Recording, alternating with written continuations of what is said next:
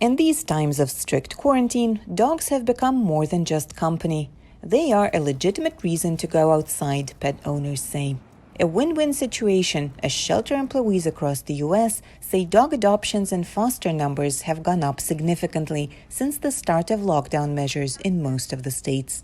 Happiness, the ability to go outside and walk around and not be harassed or anything, plus just general companionship.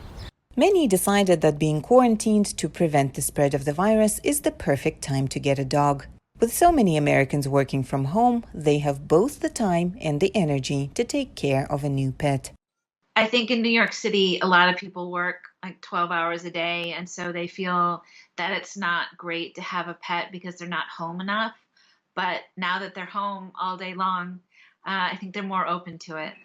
For the shelter cats and dogs in New York City, the quarantine is a chance to find a loving family. Employees at the animal care centers say they got 25 times more applications to adopt or foster than they had expected.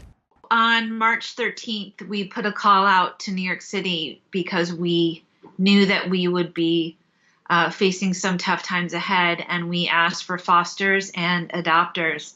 And we thought we would get about 200 applications, and we ended up getting 5,000 applications.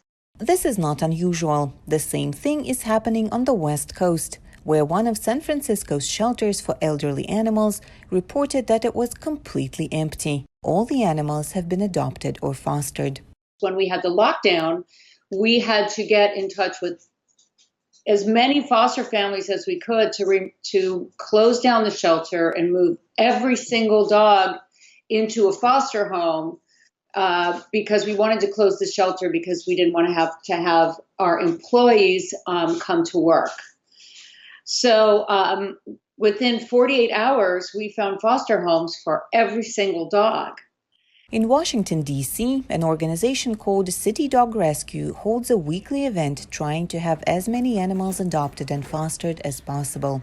But instead of meeting the animals inside the shelter, fosters and adopters come to the city cemetery grounds where there's more open space. Marissa is taking home Dumpling today. We're both at home a lot right now, and we have another dog at home, and we thought she might be able to use some doggy friendship, another buddy in the house.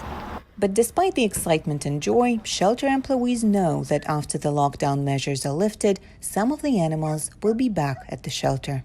I don't think we can anticipate what the return will be, but we are probably thinking about half the animals that we have out in foster, which is over 300, will come back to us at some point.